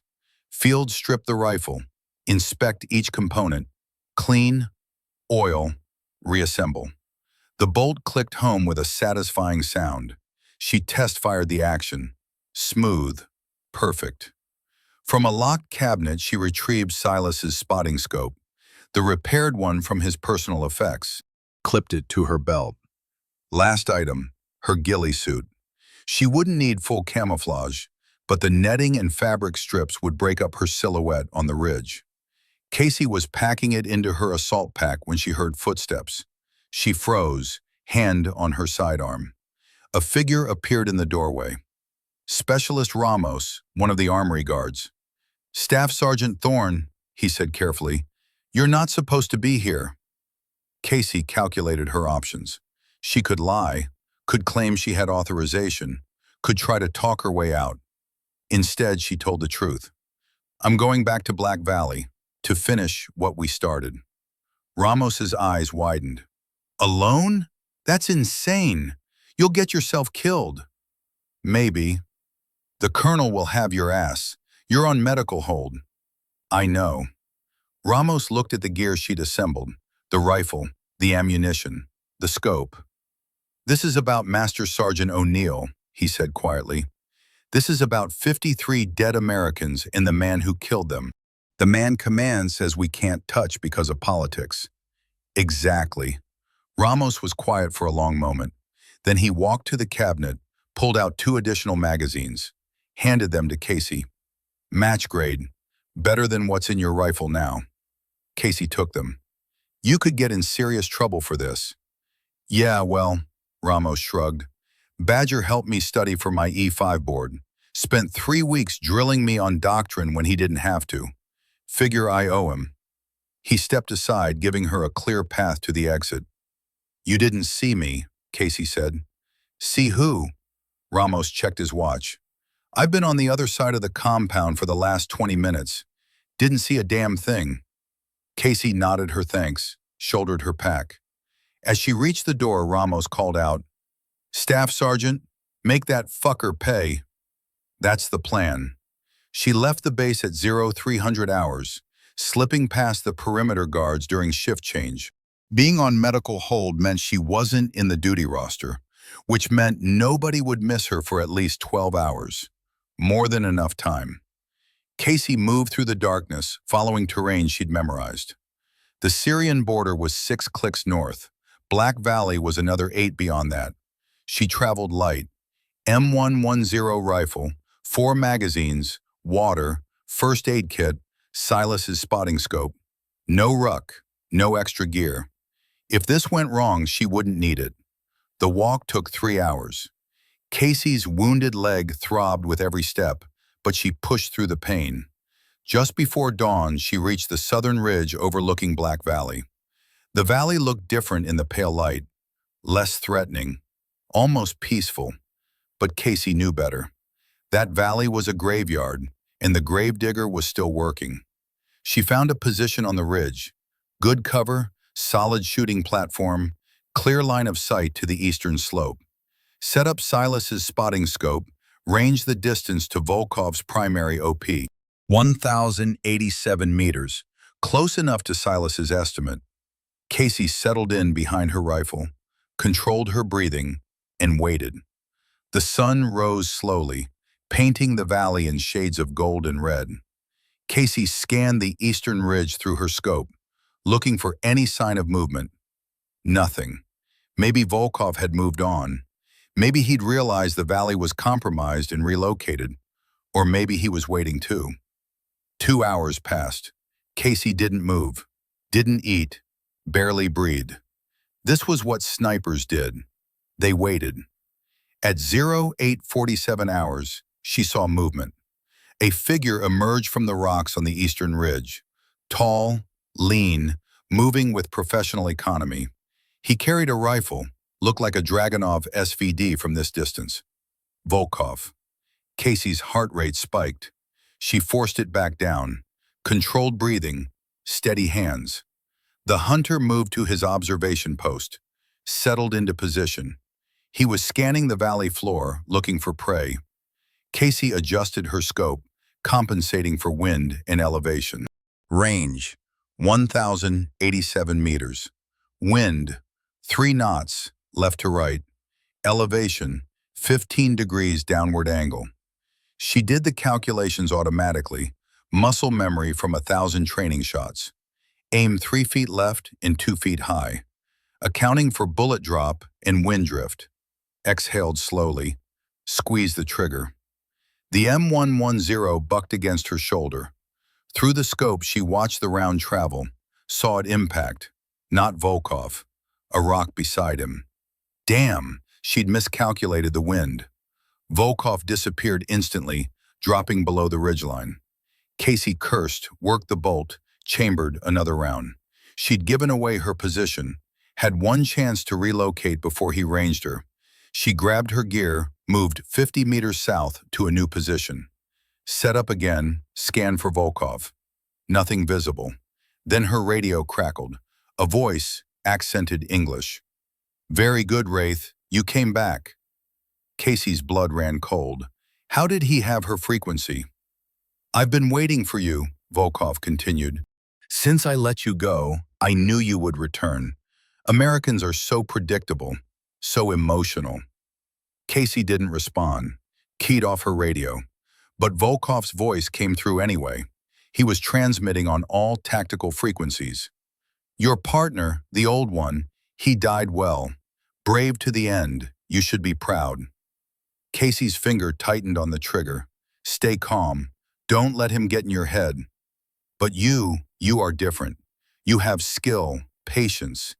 You remind me of myself many years ago." Movement. Eastern ridge, 200 meters north of his original position. Casey swung her rifle, found the target. Volkov, standing in the open. No cover, just standing there, inviting her to shoot. It was a trap, had to be. But Casey took the shot anyway. The round missed by inches. Volkov dove sideways, disappeared into the rocks. Casey's radio crackled again. "Close, but not close enough." Volkov's voice was amused. "You are good, very good, but I have been doing this for 20 years.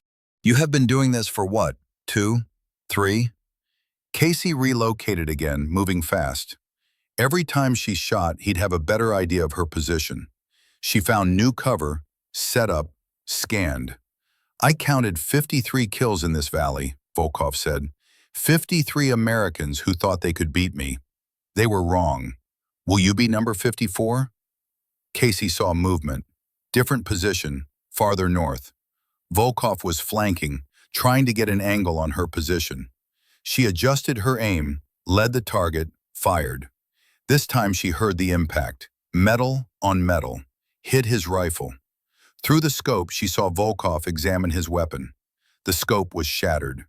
He looked directly at Casey's position, smiled, then threw the rifle aside and pulled out a pistol. What the hell? Volkov started walking toward her, across the valley, through the minefield, just walking, calm, steady, like he didn't care about the mines, like he knew exactly where they were. Casey fired again, missed.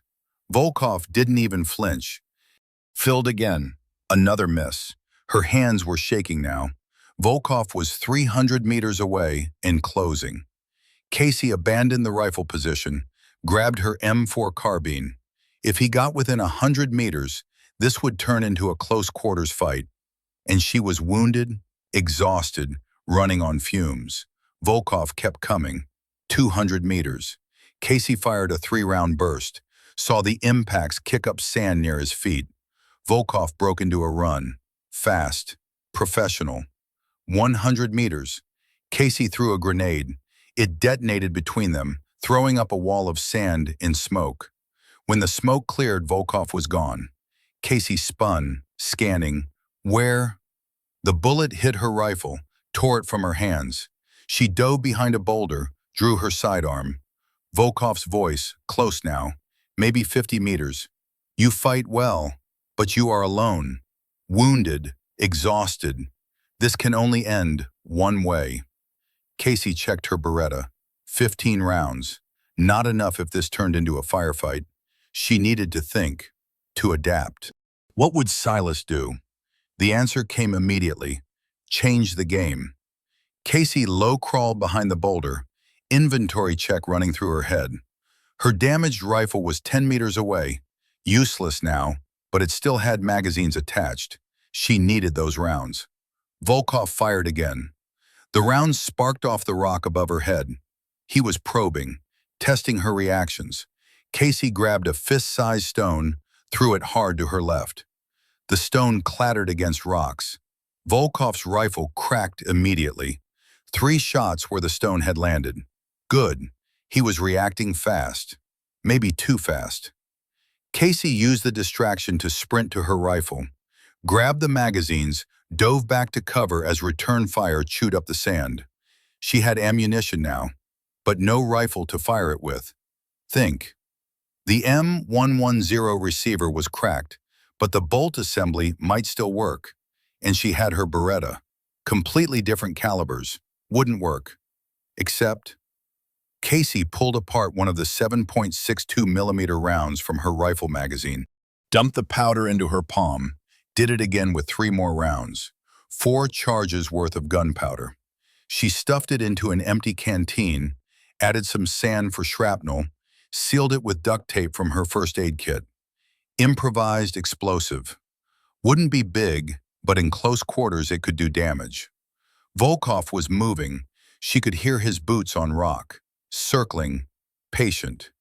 I have killed many Americans, he called out, but you are different. You have fire, spirit. It will be, what is word? Honor to add you to my count. Casey tied the canteen to a grenade pin she'd saved, pulled the pin, 3-second fuse. She threw it over the boulder toward Volkov's last position. 1, 2. The explosion was bigger than she expected.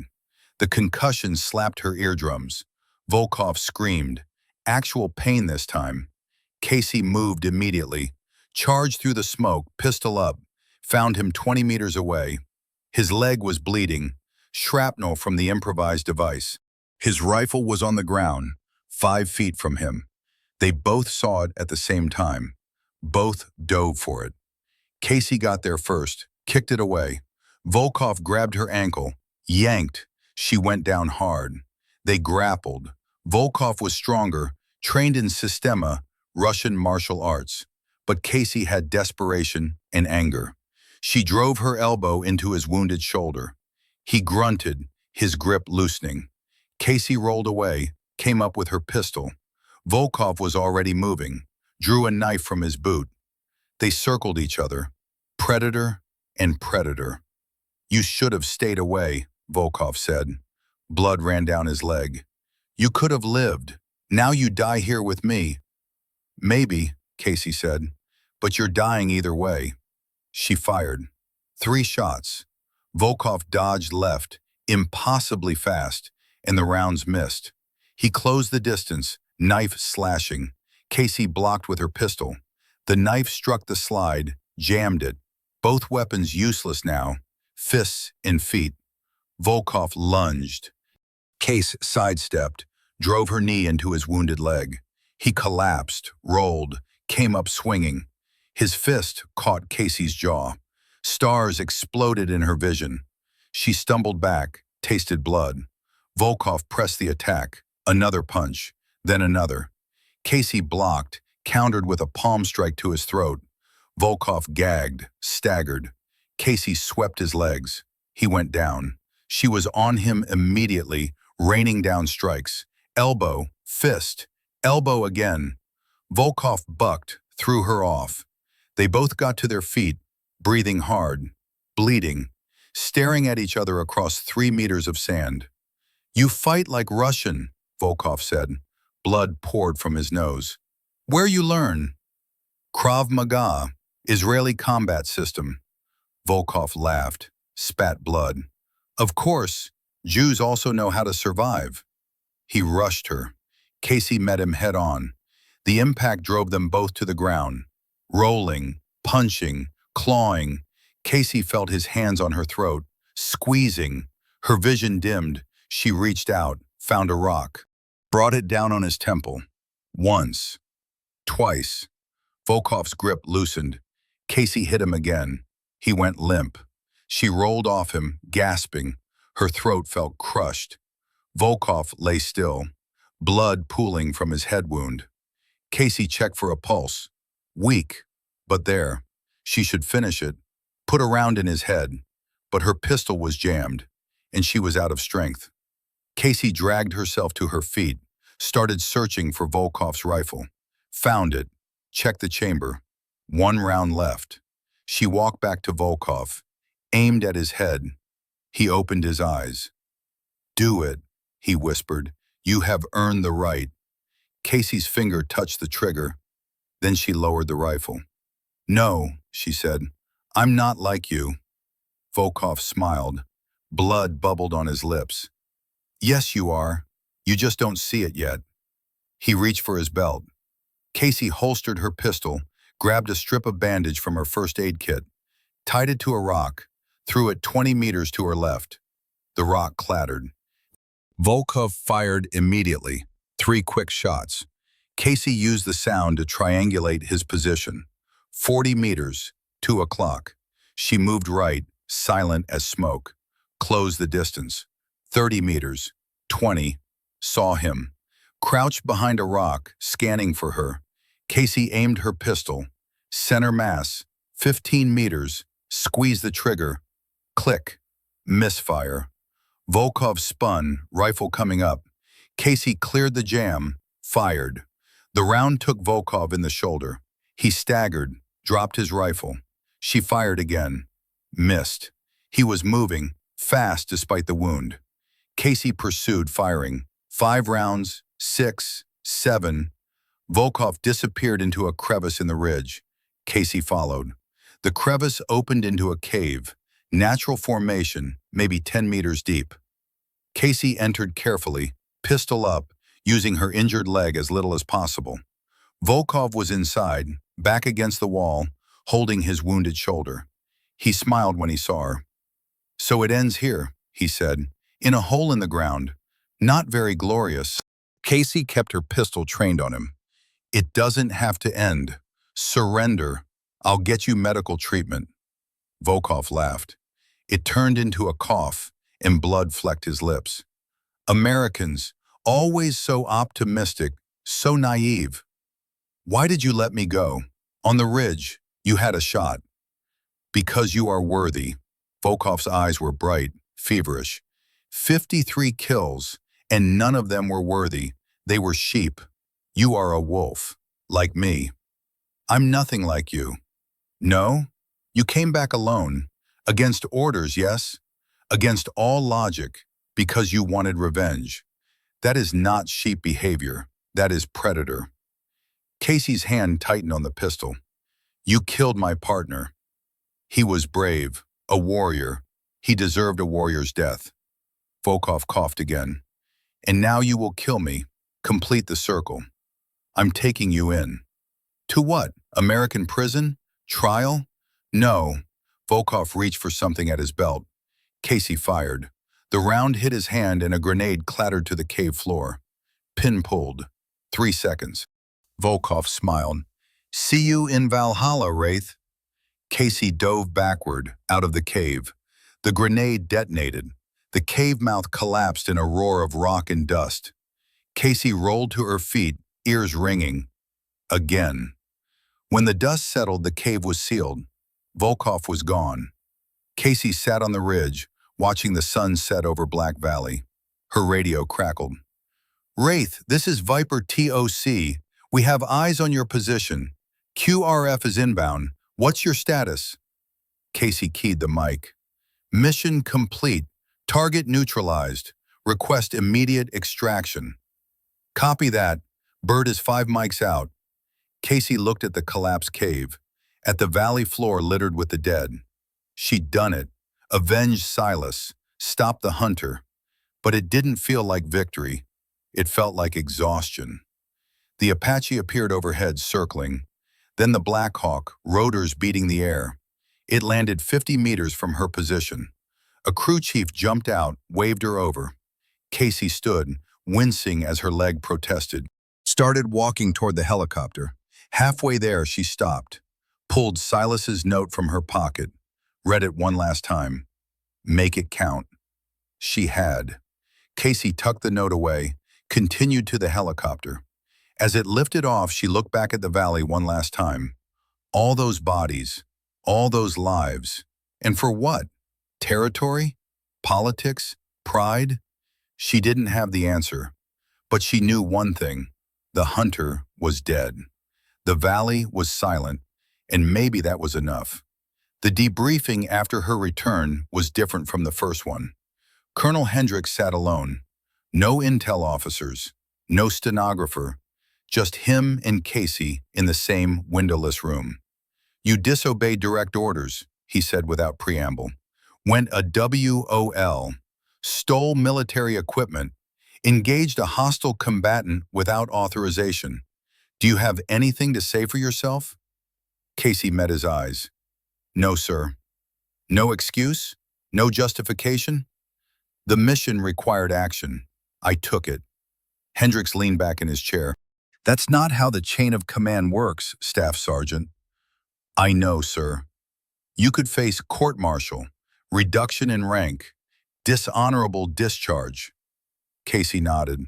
She'd known the risks, had accepted them before she left the wire. Hendricks was quiet for a long moment. Then he pulled a folder from his desk. Satellite imagery confirms the collapse of the cave structure at Grid Echo 768. Thermal scans detected no life signs in the area for 72 hours following the incident. He paused. We also recovered remains from the site. DNA analysis is pending, but initial assessment matches known Russian PMC operators. Specifically, a former Spetsnaz operator named Dmitry Volkov, wanted by Interpol for war crimes in Chechnya and Syria. Casey's expression didn't change. Officially, Hendricks continued, we can't confirm American involvement in his death. As far as the record shows, Volkov was killed when his observation post collapsed during a Syrian army artillery strike, which conveniently occurred the same day you were conducting unauthorized recovery operations. He closed the folder. Unofficially, you did what command couldn't. You eliminated a threat that had been operating with impunity for over a year. 53 confirmed American KIAs were attributed to that valley. As of today, that number stands at 53, not 54. Casey understood. The mission had been off the books, would stay off the books. Your medical evaluation shows multiple injuries consistent with combat operations, Hendricks said. Shrapnel wounds, blunt force trauma, severe exhaustion. You're being placed on medical leave for 30 days. During that time, you'll undergo psychiatric evaluation and physical therapy. And after that? After that, we'll see. Hendricks stood. You're a hell of a soldier, Thorne, but you're also a loose cannon. The Army needs soldiers who follow orders, even when those orders are wrong. He walked to the door, stopped. Master Sergeant O'Neill's service record includes a final recommendation, written 2 days before his death. He recommended you for promotion to Sergeant First Class and selection to the Special Operations Target Interdiction course. Said you had the best tactical instincts he'd seen in 23 years. Casey's throat tightened. His recommendation carries weight, Hendricks said, even posthumously. The board will consider it when they review your jacket, assuming you're not sitting in Leavenworth. He left. Casey sat alone in the room, feeling the weight of everything settle on her shoulders. Silas had believed in her, had written that recommendation knowing he might not survive to see it implemented. She wouldn't waste that. Whatever came next, court-martial, promotion, discharge, she'd face it, because she'd finished the mission. And in the end, that was all that mattered. 3 months later, Fort Bragg. The same conference room where Casey had sat across from her father years ago. But this time, General Marcus Thorne sat across from a different colonel, and Casey stood outside, waiting to be called in. The door opened. Her father stepped out. They hadn't spoken since before her deployment. "Staff Sergeant," he said formally. "General." An awkward pause. Then Marcus Thorne did something Casey had never seen him do. He smiled. "That was good work in Syria. Unconventional. Against orders. Reckless." He paused. "Effective." Casey didn't know what to say. "Master Sergeant O'Neill's family asked me to give you this." He handed her a wooden box. Inside was Silas's spotter scope, the one she'd used to kill Volkov. Cleaned, repaired, with a plaque. "To SSG Casey Thorne, you made it count." Casey's eyes stung. "He told them you were the best he'd ever worked with," her father said. "Coming from Badger, that means something." "Yes, sir." Marcus studied her. "You've changed." "Yes, sir. For the better, I think." He straightened his uniform. "The review board is recommending you for the Silver Star, for your actions in Black Valley, and a promotion to Sergeant First Class." Casey absorbed that. "I was just doing my job." "No, you were finishing the mission. There's a difference." Her father met her eyes. "I'm proud of you, Casey." She'd waited her whole life to hear those words. Now that she had, they felt different than she'd expected. Not validating, just acknowledgement. "Thank you, sir." Marcus nodded, started to leave, then stopped. "One more thing. They're standing up a new unit, hunter-killer teams. 2-person sniper elements specifically tasked with high-value targets. They want you to help train them." "Me?" "You're the only American sniper who's gone one-on-one with a Russian spec ops and won. Your experience is valuable." He paused. "Interested?" Casey thought about it. Thought about Silas. About all the bodies in that valley. About making sure it never happened again. "Yes, sir. I'm interested." "Good. Report to Colonel Hendricks on Monday. He'll brief you on the program." Marcus extended his hand. "Welcome to the fight, Sergeant." Casey shook it. "Hoo-ah, sir." Her father left. Casey stood there, holding Silas's scope, feeling the weight of it, the responsibility. Somewhere, Silas was probably laughing at her. The girl who'd spent years trying not to be her father's daughter, now following exactly in his footsteps. But it didn't feel like surrender. It felt like choice. Casey smiled. "This one's for you, Badger," she whispered. Then she walked out of the building, into the sunlight, ready for whatever came next.